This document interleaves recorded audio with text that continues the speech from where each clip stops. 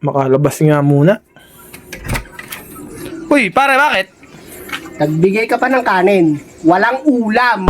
O bakit? Ang tigas mo, ano ba hiningi mo? Kanin lang ha. Sa tingin mo, makakain ko tong kanin na walang ulam? O pare, habang tumatagal, dumadamot ka eh. Napapansin ko sa'yo eh. Dumadamot ka eh. O di ba sabi mo kanin lang hiningi mo? O ba't ko lalagyan ng ulam yan? Kung maganda ka looban mo ha, hindi ko na kailangan sabihin lagyan mo ng ulam to.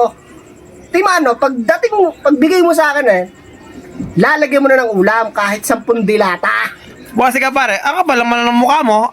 Ikaw na humingi ng kanin, lalagyan ko pa ng ulam? Natural. Sa tingin mo, makakain ko to. Kumain dito ng kanin eh.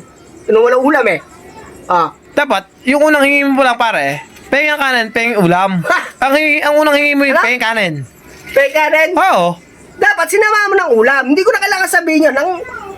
Nasama ko naman kumpare kung sasabihin ko sa yung pare. Pengin na ng kanin. Samahan mo na ng ulam. Ang kapal naman ng mukha ko para sabihin ko pa yon. Dapat sinasabi mo, ginagawa mo ha, para eto kanin. Eto na rin ang ulam. Hindi yung kailangan ko pang sabihin sa'yo na gusto ko ng ulam. Ang sama na ng ugali ko nun. Ikaw, ang sama ng ugali mo, pare. Pare, kung tutusin, ikaw mas masama ugali. Akala mo ikaw pa galit. Ikaw na, sabihan mo sa mga ugali. ikaw na nangihingi ng kanin eh. O pala mukha mo, pare. Abay, gusto mo yung ulam pa ah? Natural! Paano kakainin ng walang ulam? Ha? Ikaw, gusto mo kumain ka ng kanin walang ulam eh. Ba, dibiskarte ka naman. Hindi laging hingi. Pare, simula nung naging kumpare kita, nagsama na ng ugali mo sa akin.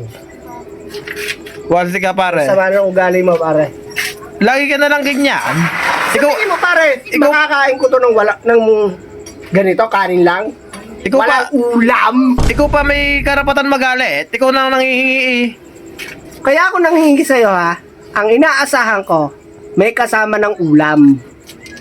Hindi yung kailangan ko pang pumunta rito sa bahay mo para manghingi. O pare, napakaramot mo na sa akin. Kaya kita kinuwang ninong ng anak ko ha, para may sumuporta sa akin at sa mga anak ko.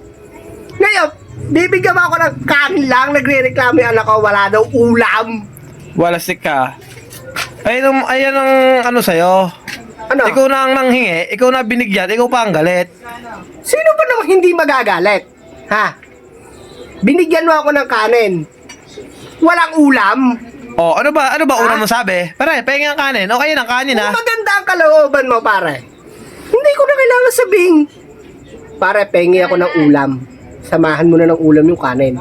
Ang kapal naman ng mukha ko para sabihin ko pa yun sa'yo, pare. Walsi ka, hindi ka nakadiskarte ng, syempre may kanin. Dapat yan, nadiskartehan mo ng ulam yan. Pare, kaya nga kita kinumpare. Para may susuporta sa akin eh. Kung sakaling wala ako, magbibigay ka. Eto, bibigay mo kanin, hilaw pa yung kanin na binigay mo. Walasi ka, hindi ka pa nagpasalamat. Ito, papasalamat. Ikaw kumain ng kanin mo, hilaw. Walasi ka manghihingi yan. Hindi pa nagpasalamat, laging galit.